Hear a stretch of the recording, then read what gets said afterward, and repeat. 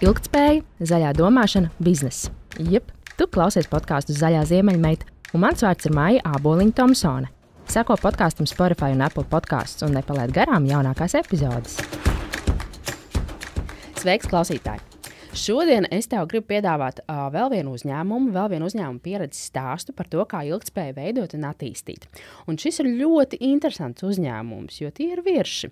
Jep, tas ir degvielas tirgotājs. Un šodien pie manis ciemos kā reiz ir Andrijs Tukulis, ilgtspējas vadītājs uzņēmumā Virši. Sveiks, Andrij! Jā, sveiki! Un saki, lūdzu, protams, ka pirmais jautājums noteikti, ko tu sadzirdi ļoti bieži, kas tev, es pieņemu, tiek uzdots, ir degvielas tirgotājs un ilgtspēja. Degviela, fosilais kurināmais, fosilā enerģija un ilgtspēja. Tie ir tādi šķietami lieli milži. Kā viņi iet kopā? Jā, jāsaka, ka tiešām arī es Viršu komandai esmu pievienojies gana nesen, un arī man sākotnēji bija tas, ka esmu gan studējis par ilgtspēju, gan vides jomu esmu pētījis, un man tas tiešām interesē. Un arī man sākotnēji, kad uzrunāja mani no kompānijas Virša, likās, kā tad es uz naftas nozaru, uz degvielas tirgotāju, bet tad tiešām paskatoties to, ko Virši jau ir izdarījuši un ko viņi arī plāno darīt, un tie mērķi ir tiešām ambiciozi, tad es sapratu, ka es varu šeit pienest to ieguvumu un tiešām šo nozari zaļināt. Bet, jā, tas, ko tu minēji par to, ka naftas nozara un piesārņojums, to neslēpšu, tā tas arī ir. Tiešām tas rada ietekmi uz vidi, bet šeit atkal noteikti ir svarīgi paskatīties, kad tik strauji, teiksim, šo transportu sektoru un transportu nozari, īpaši, kur ir arī katrs individuālais, mēs ar savām izvēlēm, ar to, ar kādu automašīnu mēs pārvietojamies, to mēs tik ātri nevaram mainīt, tāpēc, jā, noteikti, kad paies kāds laiks, kamēr mēs pilnībā vairs neskaitīsimies, teiksim, tādas piesārņojošas uzņēmumus, jā. Runājot arī par ilgtspēju, vienmēr jāaptur prātā tas, ka ilgtspēja nav tikai par vidi, kas ir, protams, ārkārtīgi svarīgs fokus mūsdienās, jo īpaši arī jūs nozarē, ka mēs skaitām CO2 izmešus un mēs skatāmies, kā tos samazināt, un kad arī jūs esat ļoti cieši saistīti ar transporta industriju, kā rokas ar cimds ar roku, bet tā ir arī visa šī sociālā pārvaldība un biznesa pārvaldība, korporatīvā pārvaldība.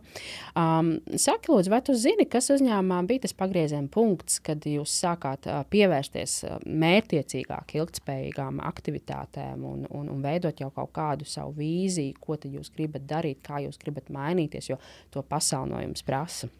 Jā, es pat teiktu, ka nav bijis tāds viens punkts, ka tas tieši notika. Tagad mēs sākām domāt, mēs par to domājām jau pastāvīgi, jau kopš uzņēmuma sākuma. Protams, tas tajā brīdī varbūt nebija tik daudz uz vidi, bet vairāk bija uz tiem pārējiem ilgtspējas pilāriem, ko tu minēji, tieši šī ilgtspējīgais biznesa, sociālā puse, kas ir, teiksim, darbinieku labsajūta un klientu labsajūta. Bet jā, protams, par to vidi mēs vairāk aizdomājāmies tajā brīdī, kad nolēmām kļūt nevis tikai par fosilās degvielas tirgotāju, bet arī par alternatīvo degvielu tirgotāju, un tas sākums laikam bija tas, kad paskatījāmies tās Latvijas emisijas un secinājām, ka diezgan liels emisiju apjoms ir arī komerctransportā, arī smagajās automašīnās, un jāsaka, ja elektrotransports privātpersonām vai tādā vieglu automašīnu jomā savu uzrāvienu ieguva 12. gadā, kad Tesla izlaida savu pirmo tādu komerciālu elektroauto un Nissans, ja nekļūdos, 11. gadā, tad komercsektorā vēl šobrīd, teiksim, tādām garākām distancēm tie auto īsti nav elektroalternatīvas, un tad mēs atklājām šo CNG, jeb saspiestās dabasgāzes staciju, un, protams, dabasgāze varbūt šogad un šajā kontekstā neizklausas nekas zaļš, bet ja mēs salīdzinām tās emisijas tiešām šajā smago transporta sektorā, tad tas ir ievērojams uzlabojums, un tur tā pārēja ir krietni vienkāršāk. Tāpat arī, protams, esam atklājuši savu elektrouzlādi. Teiksim, mums jau bija varbūt ceļu satiksmes drošības direkcijas operētās elektrouzlādes, bet šogad esam atklājuši arī savu pirmo elektrouzlādes staciju Krustpilī, un jau publiski arī paziņojām, ka tuvāko pusotra gada laikā atklāsim arī vēl vismaz 20 vietās, varētu teikt, ultraātrās uzlādes stacijas, kas jau būs, pat varētu teikt, nākotnes elektroautomobīļiem paredzētas. Tāpēc, tas ir tas, ko mēs daram, un visi šie mazie soļi, kas ir tiešām gan skatoties no ilgtspējas puses, gan arī no tādām biznesa interesēm, ko mēs esam izdarījuši. Un, protams, startēšana šajā IPO vai Nasdaq biržā iziešana, tas vienkārši visus šos mazos darbiņus lika pastīties, saskaitīt kopā un pēc atbilstoša standarta un norādījumiem arī parēķināt. Un patiesībā mēs to redzam kā lielu vērtību, kad tu vari tādu lielo bildi paskatīties un iespējams saprast, ka tas, kas tev liekas, ka tu ļoti daudz ko dari vienā jomā, patiesībā tajā lielajā bildē tas varbūt ir tik tāds melnumiņš aiz naga un tas lielais varbūt pat kaut kur citur. Un, tad, protams, tas palīdzēja saprast arī tādu stratēģiju tālākai virzībai. Tad būtībā jums jau tāda stratēģija ir diezgan nopaļojusies skaidra, un jūs zinat, kas ir jūsu nākamie mērķi, tur 2-3 gadiem, ko jūs gribat konkrēti sasniegt, un jūs jau varat sevi nomērīt, kā jūs virzaties attiecībā pret šiem mērķiem.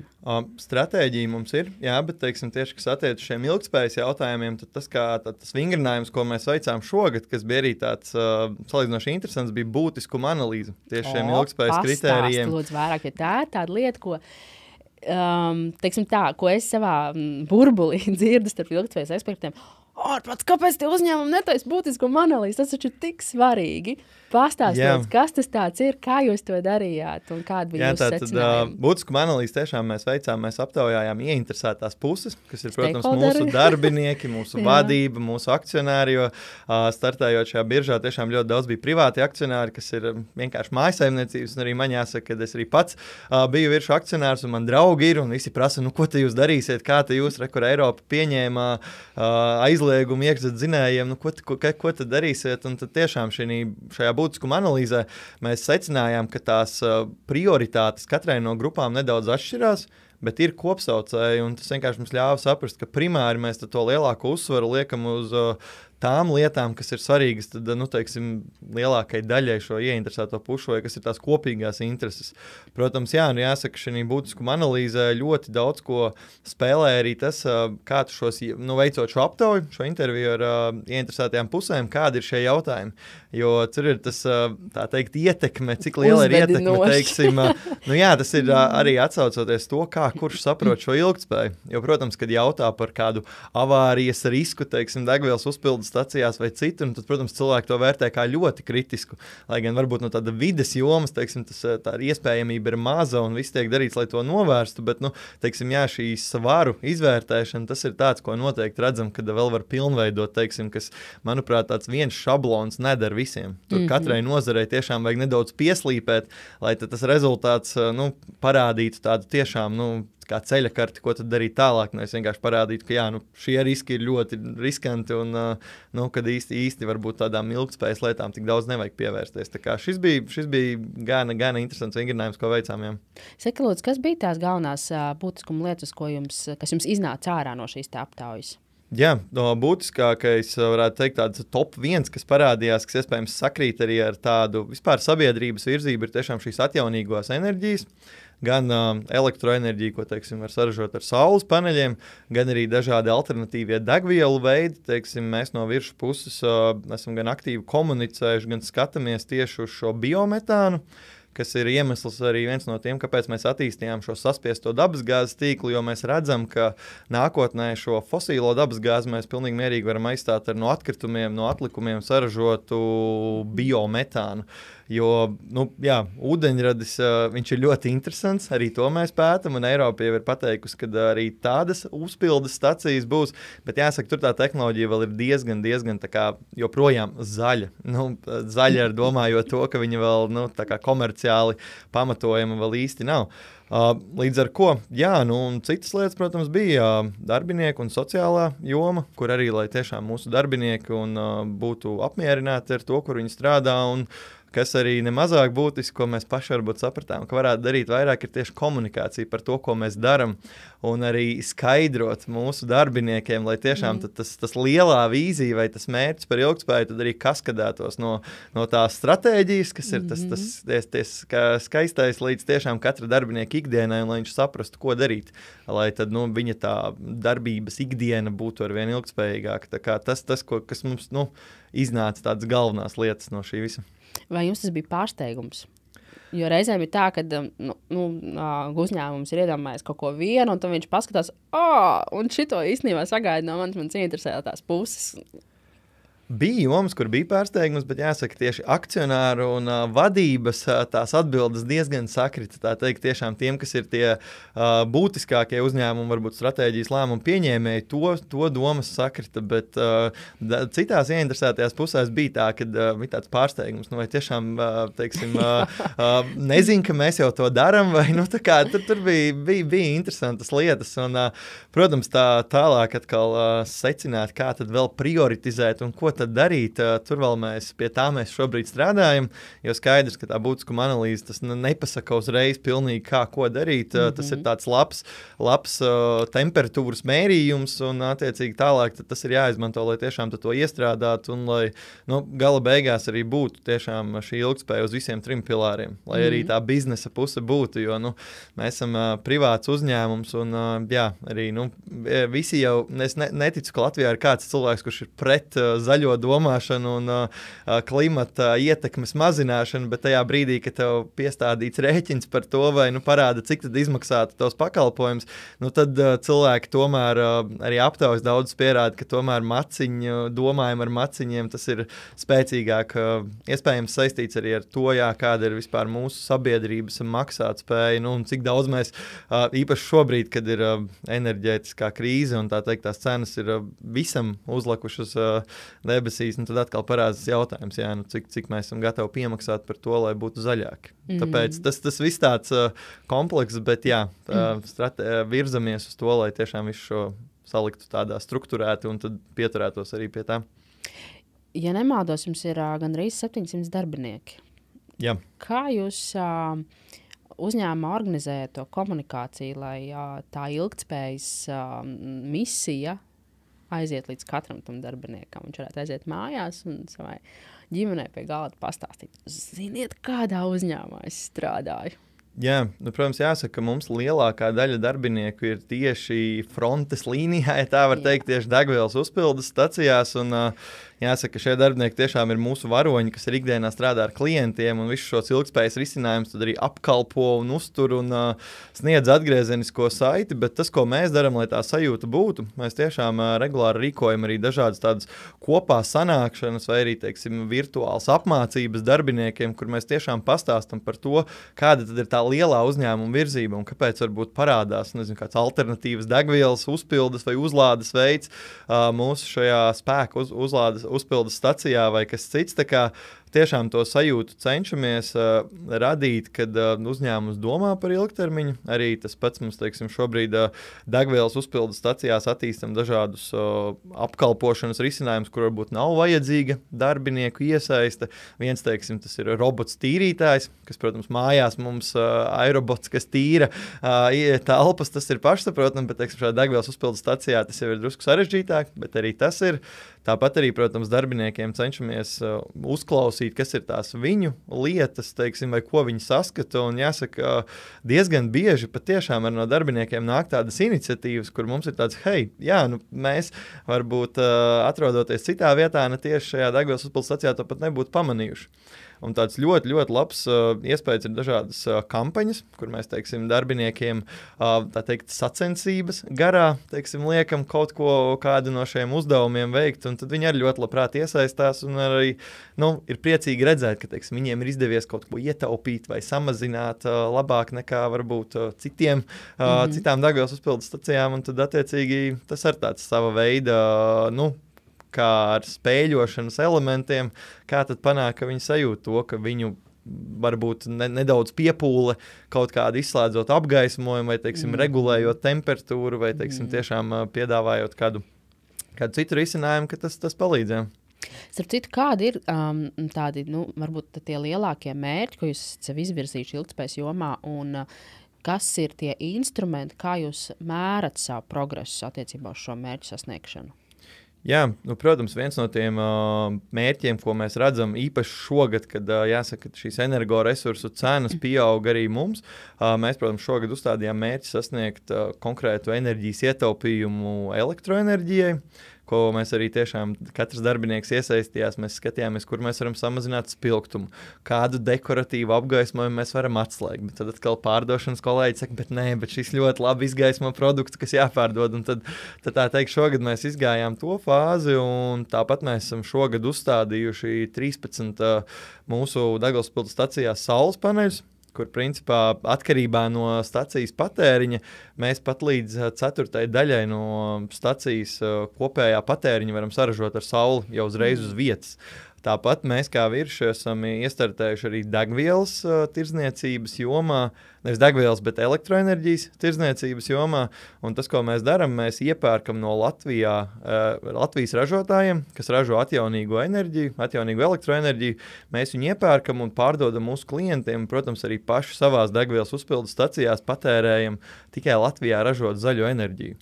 Tur gan, protams, ir parādās vienmēr jautājums, kā tas tiek pierādīts, un vai ir, teiksim, šobrīd ir augstsprieguma tīkls ievies šo Guarantees of Origin certifikātus, un tad jā, tur vēl mēs esam procesā, lai to sakārtot, bet principā jā, jau šobrīd visās degvielas uzpildes stacijās mēs patērējam 100% zaļo enerģiju, un jāsaka, ja vasarā ienākat pēc sava saldējuma, tad tās saldējums ticamāk ir atdzesāts vai sasaldēts ar saules paneļiem turpat uz jumta. Nav pat tīkli bijuši iesaistīti un nav nekāda sajaukusies šie elektroni. Tā kā jā, tās ir tās lietas, ko mēs darām, un, protams, lielais uzsvars tādā pamatbiznesā ir šīs alternatīvās degvielas, kur mēs tiešām esam apņēmušies un, principā, uzstādīsim nākamo pusotru gadu laikā šo elektrouzlādes staciju mugurkaulu, kas būs ļoti ātras uzlādes stacijas mūsu degvielas uzpildes stacijās, un tālāk jau tad skatīsimies šīs uzlādes stacijas, izvietosim arī pie mūsu partneriem un arī ārpus mūsu degvielas uzpildes stacijām, lai tiešām tad elektroauto būtu spējīgi uzlādēties un droši pārvietoties, un arī brīdī, kad notiek kāds festivāls kādā attālākā Latvijas vietā, lai braucot atpakaļ nebūtu jāstāv garās rindās, jo tur gan šis ātrums, gan tas uzlādes staciju skaits tā kā palīdz to saprast. Un, jā. Starp citu jautājums, kāpēc pirmā ir tieši Krustpilī? Jāsaka, ka Krustpilī mēs viņu uzstādījām, jo šis bija vairāk kā pilotprojekts. Mēs gribējām notestēt jaudīgu staciju. Tā ir, teiksim, jaudīgāk varbūt nekā šajā reģionā pieejamās. Un, protams, Latvijā ir tā, ka šī elektrotīkla pieslēguma izmaksas ir gana lielas. Un tāpat ir arī fiksēti maksājumi par šo jaudu. Nu, šobrīd, man liekas, presē ir ļoti aktuāli par to, kas tad būs ar pieslēgumiem un kā tas vispār ietekmēs gan elektroauto uzlādes, gan saules paneļu. Vai man jārauj viņa nost? jā, tieši tāpēc arī Krustpilī mums vienkārši bija visērtāk, un mēs varējām to visātrāk izdarīt. Jo mēs vēlējāmies notestēt, protams, saprotam, ka varbūt elektroauto skaits šajā Latvijas pusē varbūt nav tik liels kā, teiksim, Rīga, Pierīga. Tomēr redzam, ka cilvēki brauc, teiksim, uz laukiem, uz varbūt tālākiem reģioniem, un šo uzlādes staciju izmanto gana bieži. Tā kā es teiktu, ka šis pilotu projekts ir veiksmīgs, jo mēs tiešām paši notestējām savā pusē, kā ir šo staciju pārvaldīt, kādas varbūt gadās varētu teikt, cilvēkiem jautājumi, teiksim, par uzlādi, varbūt par pašu tehnisko specifikāciju uzlādes stacijām, jo šis mums kā tiešām uzņēmumu, kurš ar to iepriekš nav strādājis, tas bija daudz kas jauns. Līdz ar ko, tāpēc mēs uzstādījām Krustpilī, jo tur vienkārši to visātrāk varēja izdarīt, lai tiešām notestētu. Un tagad tad jau lielajā projektā tad tiešām šīs 20 vietas būs pa visu Latviju, bet vairāk koncentrēsies tomēr ap Rīgu, Pierīgu, jo tīri paskatoties elektroauto skaitu katrā reģionā, tas jā. Starp citu, kas ir tās lietas, uz ko jūs fokusēties arī no tā sociālā aspekta? Jo tu ļoti forši izstāstīji visu, kas ir par vidi, un mēs noteikti vēl parunāsim, man pašai jāpaprasa ir arī par jūs arī piegādātājiem un precēm un tādām lietām. Bet no tā sociālā aspekta, kas ir tas, uz ko jūs fokusēties un ko jūs esat izlikuši tādu kā mērķis, ko iet?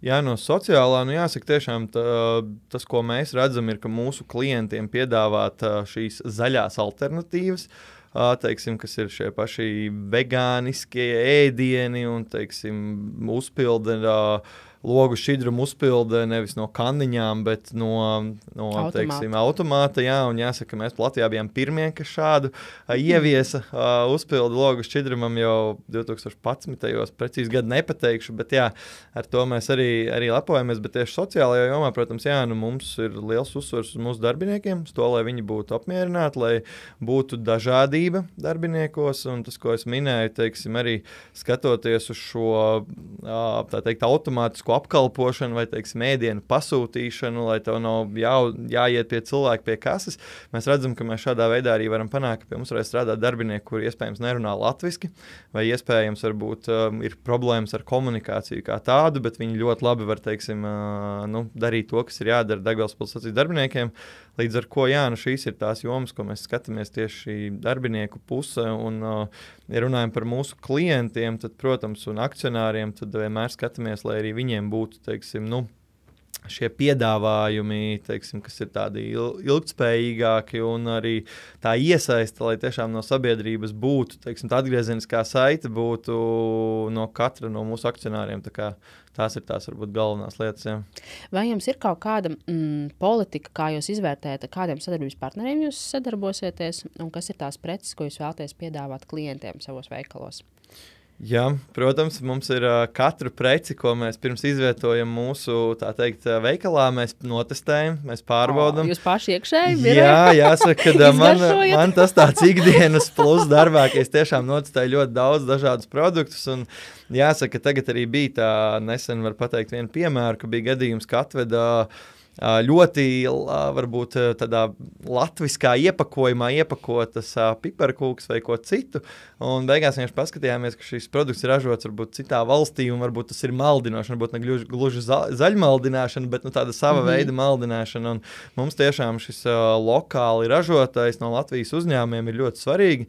Tāpat arī, teiksim, mēs kafiju, kas ir jāsaka, man liekas, tieši, kad cilvēki iebrauc Daugavpils uzpildes stacijās, kafija ir viens no must go lietām, kas ir jāpaņem, un tas arī tīri tam, lai ceļā būtu mūži. Tad mēs arī tiešām šo mūsu kafijas partneri esam izvēlējušies patiešo. Brazīlijā ir ģimene, kas šo kafiju iegūst, viņiem ir savas plantācijas, viņi tiešām ir iegūši arī šo Rainforest un arī šos certifikātus, kas tiešām apliecina, ka viņi to dara ilgtspējīgi, un mums arī grauzdē šo kafiju Latvijā pašiem, tā kā grauzdētavas partneris, kas to visu dara pats, un varētu teikt, tiešām šis kafijas ceļš mums nav tā, ka mēs viņu iepērkam, kur ir varbūt lētāks iepirkums un viss, bet mēs tiešām skatāmies, lai tiem galvenajiem produktiem būtu tā ilgtspēja iekšā, un tas, ko mēs arī ieviesām, ka mums vairs kafiju nevada plasmas iepakojumos, bet ir šāds atkārtot lietojams kastes konteineri, kas, protams, darbiniekam varbūt ir nedaudz sarežģītāk. Viņam viņš jāiznes tā kafija aparātā, ir jāieber, bet tajā pašā laikā redzot to, cik dienā šie kilogrami aiziet un cik daudz tās iepakojuma paliek pāri, šis bija skaidrs solis, ka mēs gribam iet uz tādu atkārtot izmantojumu iepirkumu. Jautājums ir, pasaulē ļoti populāri šobrīd ir lielu uzņēmumu, un es jūs tomēr kvalificēju, kā vidēji lielu uzņēmumu, auditoru grupas, kas brauc pie saviem sadarbības partneriem un auditē, vai viņi atbilst viņu prasībām, šī te ilgtspējas prasībām. Vai arī jūs pārbaudat savus sadarbības partnerus, ja jūs vienkārši pieturaties pie šī te code of conduct, kas jums noteikti ir izstrādāts un parakstīts? Jā, pagaidām mēs auditēt nebraucam. Atsevišķus, teiksim, piegādātājs, kas tiešām ir tādi kritiski svarīgi, mēs pavērtējam, ka varbūt krietni vairāk nekā to pieprasa, bet pagaidām, jā, esam tādā nogaidošā pozīcijā, kāds būs tieši šis regulējums, kas būs tas, ko mums prasīs, un kāds varbūt būs tas spēles laukums, lai viņš būtu vienāds, jo man arī tīri no tādas personīgās pieredzes, teiksim, datus var pasniegt pozitīvā gaismā, datus var tādā godīgā, un tad, ja grib, arī var negatīvā gaismā, un man liekas, šis ir tik svarīgi, kad ir nepieciešama tāda vienota pieeja, kā tad mēs nosakam, cik ir, teiksim, to piegādātāju ietekme, lai tad, kad mēs salīdzinām piegādājus, tiešām mēs salīdzinām ābolus ar āboliem, nevis ābolus ar bumbieriem un viens tur apelsīnus piedāvā. Tā kā man liekas, tas ir tas, ko mēs ļoti gaidam, lai būtu šī vienotā pieeja, protams, saprotot tādās CO2 emisijās vai citur tā pilnīgi precīzi noteikti, ka nevarēs. Tur ir ļoti, ļoti katram materiālam, katram posmam jāaiziet, un tādus datus es domāju, ka tuvākajos gados varbūt mēs vēl neapkoposim, iespējams nākotnē, bet jebkurā gadījumā salīdzināt pēc vienotiem kritērijiem, tas jau būs ļoti labi, un tajā brīdī es domāju, ka mēs redzēsim šos, tad noteikti tas kritērijs par izvēli kādam uzņēmumam vai kādam piegādātājam, kuram ir mazāk šī ietekme uz vidi, noteikti būs ļoti būtisks. Tā kā es tiešām gaidu, lai tā pieeja ir vienota, jo skatoties arī citu uzņēmumu pieejas, tiešām katrs it kā ir tā metodika, bet katrs tomēr dara pa savam, un, protams, kamēr varbūt to nespiež regulējums, neviens arī varbūt negrib sevi ļoti sliktāk, visi jau grib izcelt tās labās lietas, un tas, man liekas, arī ir ok, jo tas prieks, ka uzņēmumi vispār par to domā un dara, bet jā, es teiktu, ka tā strikta pieeja, kā mēs to daram, ir ļoti svarīga, lai tad arī varētu salīdzināt, un tiešām, jā. Tu esi viens no tiem retajiem cilvēkiem, ko es esmu sastapus, kas ir tiešām ilgtspējas vadītājs savā uzņēmumā, kas ir amats, jo ļoti daudz tomēr ņem šo amatu klāt papildus jau esošajiem. Un man ir ļoti interesanti ar tevi runāt no tā aspekta, kad vai tu vari pastāstīt, kā tu kā ilgtspējas vadītājs ikdienā tu arī pieminēji šos te datus, un ilgtspēja ir saistīta ar ļoti milzīgu apjomīgu datu apstrādi. Cik tev tas ikdienā daudz tā kā paņem laiku, vai ir tavs darba daļa, šī te, es teiktu pat big data dati, kurus tu apstrādā, un no kurienes tu viņus iegūst, un kā tu viņus pārvaldi, kas, man liekas, ir ārkārtīgi interesanti. Jā, ar to big data jāsaka tā, ka es pats esmu datu cilvēks, man ļoti patīk iedziļināties, man patīk Excel, un citreiz arī šis aiziet pa traku. Teiksim, ka tu tiešām centies to produktu izprast, un es saku, tur tas mūžīgais jautājums, papīra maisiņš vai plasmasas maisiņš. Visi mēs domājam, ka papīra maisiņš ir labāks, bet, teiksim, arī pavērtējot to, cik daudz ir enerģijas vajadzīgs, lai saražotu papīra maisiņu, no kurienes šis papīrs ir iegūts, cik daudz enerģijas ir viņu transportējot, jo viņš ir 3-4 reizes smagāks kā plastmasas maisiņš, un kad tu beigās to visu saliec, tad arī atkarīgs, protams, kurā valstī to ražo, vai elektrība, kas ir ieguldīta, un es saku, šīs visas lietas ir tādas, ka ja tev vakarā negribās aizmigt un gribās visu nakti pavadīt augšā, tad pieķeries izanalizēt vienu lietu tā kā līdz kaulam, ja tā var teikt, tāpēc, jā, pagaidām tiešām šajā ilgtspējas jomā mēs vadamies no tās metodikas, kas ir dota, kas ir ISO standartā, kas ir Nasdaq metodika, kā šo ilgtspēju vērtēt, jo mēs saprotam, ka pilnīgi iet detaļās ir grūti, teiksim, šobrīd varbūt mēs vēl to nevaram, jo nav arī tie visi dati par to, kā tu minēji par šo Scope 3, par upstreamu, downstreamu šie dati, bet noteikti mēs to plānojam darīt, un pagaidām, jā, tas, ko es daru no savas puses, ir tiešām tādos projektos, kas ir saules paneļi, vai kas ir, teiksim, elektroauto uzlādes, vai kādi citi tādi projekti, tos es tiešām izvērtēju tā dziļāk, nevis paskatoties tikai virspusē, cik tad mēs varbūt saražosim tā enerģiju, bet tiešām cik daudz mēs nosaksim, kā šie paneļi strādās, cik ilgmūžīgi, tā kā tas ir tās lietas, kas, man vairāk pašam tieši šī enerģētikas puse, jo es saprotu, cik daudz patiesībā tās emisijas ir no enerģētikas, un kamēr mēs to enerģiju nesaražojam pilnīgi zaļi, tikmēr tā energoefektivitāte ir atslēga, manuprāt, tieši šis sabalansēts resursu patēriņš, tāpat arī, teiksim, par kaut kādām vairāk kārt lietojamiem traukiem vai šiem maisiņiem, arī, ka tu paskaties, cik reižu viņš tev ir jālieto, lai tas ietekme uz klimatu būtu labāka nekā varbūt vienreizējai, un tad, katrs pats varam uzdot jautājumu, vai mēs to daram. Tāpēc, jā, man ir, varbūt, es pat neteiktu skepse, bet, jā, es bieži vien varbūt neusticos visam, ko varbūt saka, teiksim, tiešām tādā, ne zaļmaldināšanā, bet citi uzņēmumi man tiešām gribās ieraudzīt ar datiem, ka tas tā tiešām ir, un tikai tad es to patiešām pieņemu un arī tālāk ar to ticu, jo jā, šis life cycle assessments vai šis dzīves cikla izvērtējums no šūpuļa līdz kapam ir ļoti, ļoti interesants, ja tu viņu veic, un ir tiešām zinātnieki ir izpētījuši katra materiāla ieguves, un cik tas viss rada ietekmi, un manuprāt, šis ir tāda ļoti, ļoti interesanta lieta, un es ceru, ka kāds patiešām izveidos tādu vienotu šo metodiku, kur nebūs, teiksim, varbūt man to patīk darīt, bet katram mūsu procesam es to noteikti, man būtu, es nezinu, vēl vajadzīga komanda, kas katrs pēta savu nozari. Tāpēc, jā, es ļoti ceru, ka būs pieņemta šī metodika, kā tad to var izdarīt jebkurš, un šie paši CO2 pēdas, ko mēs varam online aizpildīt, šie testiņi, viņos jau arī tie dati apakšā ir diezgan lieli patiesībā. Liekas, mēs tur sapildam, cik mēs kilometrus, cik mēs bieži lidojam, bet patiesībā, jā, nu tad šādi, manuprāt, rīki ļoti ērti ļauj saprast, nu, teiksim, vienreiz izvēlies veģetāru burgeru, nevis burgeru ar gaļu. Tas patiesībā ir iespējams tāds pats ietaupījums, kā tev ar automašīnu aizbraukt līdz konkrētai vietai. Tā kā, nu, tas ir ļoti interesanti, kad mēs šo skatāmies. Tā ir. Saka, lūdzu, no praktiskā aspekta, kā jūs menedžējat šo CO2 pēdas uzskaitīšanas procesu? Jā, nu mūsu gadījumā tas nebija ļoti sarežģīti, jo mums ir, teiksim, visu šīs datu sistēmas un visu, cik mēs patērējam, mēs jau tāpat analizējām, uzskaitījām, jo visi šie patēriņi, protams, ir izmaksas, tā skaitā nodotie atkritumu kilogrami, tās ir izmaksas mums, patērēta enerģija un degviela transportā, tās arī ir izmaksas, līdz ar ko mēs jau to uzskaitījām tādā, varbūt, izmaksu efektivitātes ziņā. Nu, tagad vienkārši pielikām šos ilgtspējas kritērijus, bet, protams, jā, tas lielais izaicinājums ir šis Scope 3, jā, tā ir Pandoras lāde vienkārši. Jā, atver vaļā, un tu nekad nezini, kad tu no viņas izkļūs ārā vispār. Nu, tas ir tas, kas ir, jāsaka, izaicinājums mums, bet arī cik parunā ar citiem, gan Latvijas un pat ne tikai Latvijas uzņēmumiem. Jā, arī kā mūžīgi zaļā Skandināvija, ko mēs zinām, arī viņiem ar šo ir izaicinājumi. Tāpēc, jā, es teiktu, ka tādi primārie galvenie uzņēmuma dati, kas ir tieši tā mūsu ietekmes sfēra, kur arī patiesībā mēs ar mūsu lēmumiem vairāk varam izdarīt tos datus, mēs diezgan labi esam apzinājuši, tur mums dati ir pietiekoši, bet jā, nu šie tālākie, šie 8 kājas, kur tas viss sazarojas, nu tur jau sākas izaicinājumi, tāpēc arī pie tā strādājam un skatāmies.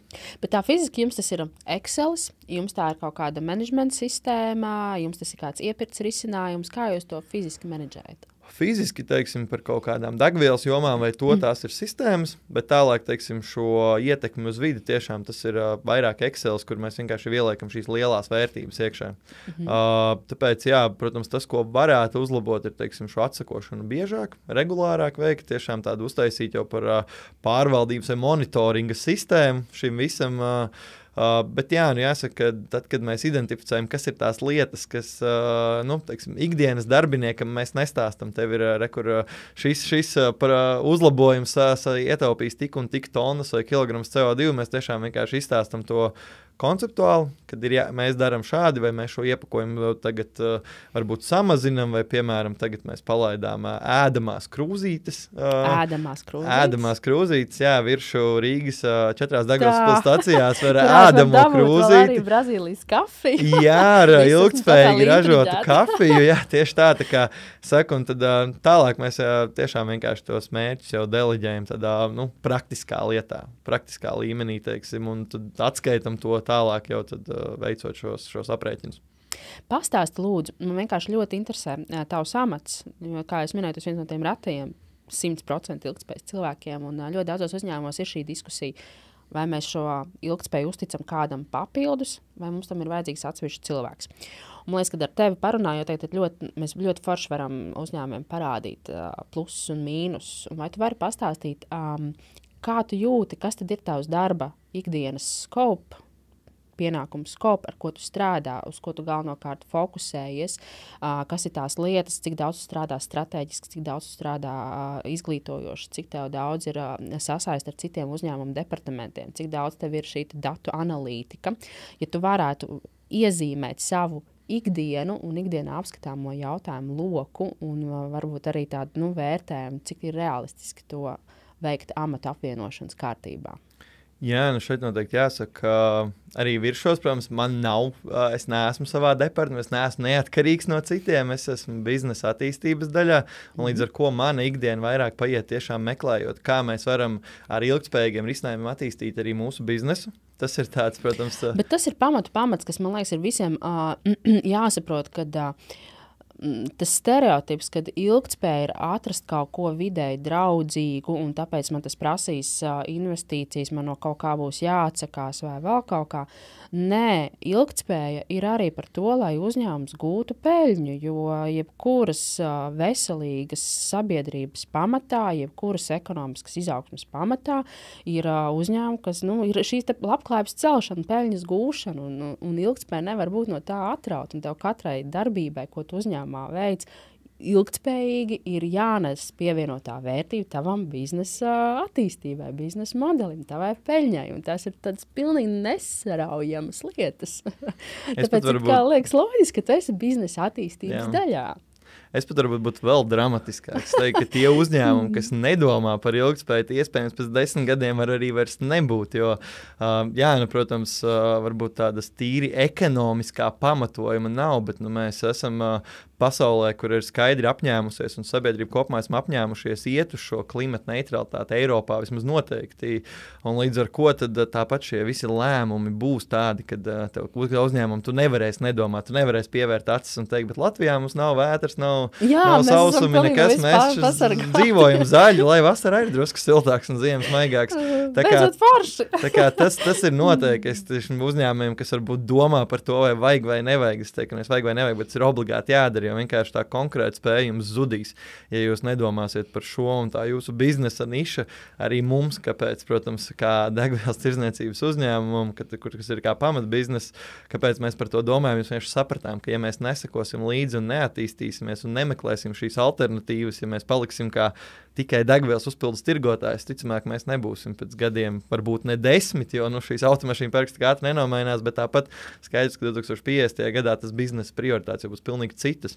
Bet, ja atgriežamies pie tās manas ikdienas, tad, protams, viršos neesmu tik sen un jūtās, ka, teiksim, kādreiz arī kā jau tu minēji, tas ir sadalīts starp dažādiem uzņēmumiem, ir, teiksim, kaut ko atbild mārketings, par kaut ko atbild varbūt tur produktu daļu, par kaut ko vēl kas cits, un tad šobrīd ir tā, ka tiešām iegūt to, kad ir tas viens, pat ne cilvēks, bet ka ir tas skatījums vienots, tas ir, varētu teikt, izaicinoši, kā to izdarīt, bet tas, ko mēs redzam, ka tiešām šie mērķi, kas ir gan ilgtspējas, gan energoefektivitātes, gan citi, viņi tiešām ir uz katru no daļām, lai nav tā, kad atnāk, un es pasaku, jo katram ir savi mērķi, vienam ir mērķis pārdot vairāk degvielu, citam ir mērķis pārdot vairāk mazumtirdzniecības preces, un tad, ja tas ilgtspējas vai tas mērķis nebūs vienots, tad, protams, katrs jau mēs, man to neteicu darīt, un panākt to, jo pēc tam tā ilgtspēja ir tāda lieta, kur, man liekas, vajag skaidri vismaz uzņēmumā savā kolektīvā nodefinēt, ko mēs ar to saprotam. Jo tas backgrounds vai tā iepriekšējā pieredze, ko cilvēki ir presē skatījušies vai kur citur, un jāsaka, ka ja pirms gadiem 5 tas vārds ilgtspēja, man likās kaut kas super jauns, wow, tā kā es par to studēju, man likās, man tas ļoti saista šī domāšana, tad tagad ilgtspēja, man liekas, ir visur, un viņa ne visur ir vienāda, un es varbūt nesaku, ka viņa ir nepareiza, vienkārši tiešām ir svarīgi, ka mēs uzņēmumā nodefinējam tos vienotos kritērijus, kas ir tas, ko mēs tiecamies. Un tas ir tas, pie kā šobrīd strādājam, lai tiešām tad arī mums viršos, lai katrs darbinieks un īpaši jau tā kā atbildīgais vadītājs vai departamenta direktors, lai viņš saprastu, kas ir tas viņa mērķis, ko tieši viņš var darīt, un attiecīgi nāktu arī ar savām iniciatīvām, kas ir nemazāk svarīgi, teiksim, ja redz, ka kaut ko varētu uzlabot, vai ir, teiksim, redzēts kāds risinājums ārzemēs vai kādā izstādē, vai varbūt tiešām tajā pašā internetā vienkārši ierauga kādu jaunu, interesantu risinājumu, tad mēs vienmēr esam atvērti, mums ir arī, tā teikt, ideju banka, kas arī ir nemazums svarīgi, jo bieži vien, es saku, tu tā kā dzīvo tajā savā kastē, un tad tepat no malas atnāk ļoti laba ideja, ko tiešām mēs arī realizējam un ieviešam. Tā kā es teiktu, ka tas ir šādu cilvēku vajag, kurš ir atbildīgs par ilgtspēju, bet ir ļoti svarīgi tiešām tos mērķus nodeliģēt. Nevis domāt, ka atnāk viens cilvēks, un viņš tagad visiem visu pateiks un izdarīs. Ir ļoti svarīgi, lai tas kaskadētos jau no augstākās vadības, lai tiešām tas būtu strateģiskais mērķis, un tad katram arī kaut vai, 5-10% no viņa gada mērķiem būtu arī šis kritērijs, un es domāju, ka tad tā interese uzklausīt tevi, vai, teiksim, šo ilgtspējas, varbūt vadītāju ir krietni vien lielāka nekā tad, ja tu vienkārši domā, ka viņš nāks un tagad visu uzlabos, jo katram no mums ir savas rūpes un jāsaka, vide tā standarta, es domāju, lielā daļa Latvijas uzņēmumu nav bijusi tā top prioritāte līdz šim. Jāsaka, jau godīgi, katram ir vienkārši savi KPI, kas tev gada griezumā ir jāsasniedz, no kā daudzos uzņēmumos ir arī atkarīgs tavs bonus. Un tamdēļ arī bieži vien ir šī diskusija šobrīd, vai uzņēmumos ir vajadzīgi šie Chief Sustainability Officers. jo ilgtspēja it kā ir jābūt tai jomai, kas arī sēž pie galda, vai ne, ka tiek pieņemt lēmumi, jo katrs tev lēmums, viņš ir arī jāapskat no šī ilgtspējas aspekta. Un arī tas, ko parasti prasa un sagaida ilgtspējas pārskatos, kad uzņēmumi norāda, kā ilgtspējas aspekti tiek atspoguļoti lēmumu pieņemšanas procesā. Un ja šis ilgtspējas cilvēks ir kaut kur 3., 4., 5. līmenī, projektu vadītāja līmenī, tad viņa spēks organizācijā ir ārkārtīgi ierobežojuši, ko viņš var izdarīt. Tad tas ir tehniskas lietas, bet tās nav strateģiskas lietas, tās nav riska pārvaldības lietas, tās nav vīzijas lietas, tās nav būtiskas produktu uzlabošanas lietas vai procesu uzlabošanas lietas. Un tas ir milzīgs izaicinājums. Un it kā tas cilvēks ir ķeksītim, bet kā viņš virzā to organizāciju tālāk nākotnē, kā tu arī minēji, tā ilgtspēja būs arvien nozīmīgāka. Bet kas būtu tavs ieteikums no tāda personīgā viedokļa, kādām prasmēm ilgtspējas vadītājam vajadzētu būt? Respektīvi, ja es tagad kā uzņēmuma vadītājs pieņemu darbā ilgtspējas vadītāju, kādas prasmes man jāskatās šajā cilvēkā? Pirmkārt, manuprāt, ir jābūt tādām analītiskām spējām. Ir tomēr jāorientējās datos, ciparos, arī varbūt nedaudz tehniskajos procesos, lai tiešām saprastu, teiksim, tehniskajos procesos ar domu uzņēmumā. Tiešām izprastu uzņēmumu darbību, jo, teiksim, ir dažādi uzņēmumi, gan ražošanas, gan citi, un tur tiešām ir svarīgi saprast to, jo tas, ko var just, ka, teiksim, bieži vien, teiksim, runājam par to pašu energoefektivitāti vai ko citu, tad tur parasti ir tehniskā daļa, vai, teiksim, kāds pārvaldnieks, un tad ir ļoti svarīgi, lai tu spētu ar viņu runāt un saprast, teiksim, kas ir tā viņa ikdienas specifika un tā saka, tas viņa KPI, un kas ir tā interesē viņam, un tad šo ilgtspēju mēģināt iedzīvināt. Tāpat notiek komunikācija spēja, jo jāsaka, tiešām skaidrot par šo ilgtspēju, un arī es satiku kolēģus, kuri tiešām bija ļoti skeptiski pret daudzām varbūt tādām jaunajām biznesa nišām vai interesēm, un tas ir pilnīgi racionāli saprot, ja cilvēki tajā jomā ir strādājuši, viņi ir eksperti tur, un tad pateikt, ka nē, mēs teikt pēkšņi daram kaut ko, kas iespējams pat konkurē ar pamatbiznesu, kas vispār liekas kaut kas ļoti, ļoti tāds interesants, tā kā tas vēl noteikti būtu, un šī joma tiešām tik ļoti strauji attīstās, kad tev ir jābūt zinātkāram un tādām inovācijām tendētam. Jo tas, ko pat atceros universitātē pirms 3, 4, 5 gadiem stāstīja, tagad jau tās tehnoloģijas un tie risinājumi, vai pat tīri mūsu izpratne par to, kas tad ir ilgtspēja un kas nav ir mainījies. Un tu noteikti tev ir jābūt gatavam mācīties no jauna un varbūt arī pat, ja negluži laust savus pieņēmumus, bet noteikti būt atvērtam visam jaunajam. Tās ir, manuprāt, tās īpašības, kas tiešām palīdzēs, jo mēs neviens varbūt to neesam tā kā eksperti un to ļoti pieredzējuši darīt, tāpēc mēs visi mācāmies, un ir ļoti svarīgi, kad arī tu, kad tur taisi šādu podcastu un tiešām aicini tās uzņēmuma pieredzi, arī es ar prieku paklausījos, ko saka citi uzņēmumi, un dažu brīdi bija tāds, arī mums tas bija tā kā problēma, un tad man likās tā kā ļoti vērtīgi, ka tiešām dalās šo pieredzi, jo tas lielais mērķis, ko man liekas ir svarīgi saprast arī mums kā sabiedrībai, ka nav kaut kāds viens uzņēmums vai viena nozara, teiksim, tur nezinu, enerģētika vai transports, kas visu sakārtos, tas mērķis mums ir kopēji un nekāds freeridings te nebūs nevienam, un patiešām visiem mums ir kopā jādomā, kā tad mēs varam uz to ilgtspēju virzīties, un tas varbūt tā globāli ņemot, bet man liekas, to ir svarīgi saprast, ka tiešām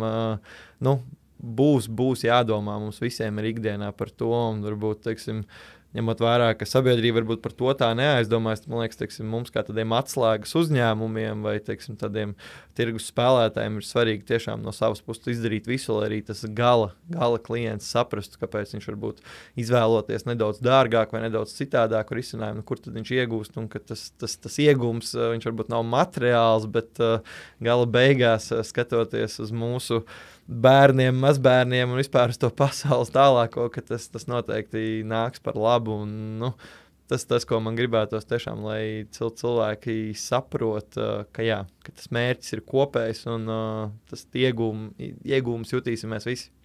Klausies, tas ir tik tāda grandioza frāze, ar ko beigt mūsu podcastu sarunu šodien.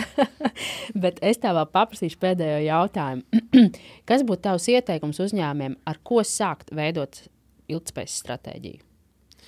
Jā, es noteikti ieteiktu sākt ar esošās situācijas izpratni. Tiešām visu izanalizēt, saprast, un, kā jau es minēju, tad bieži vien tās lietas, kas tev ir acu priekšā un liekas, ka šī miskastē, šie atkritumi ir tie, kas ir ļoti jāsamazina.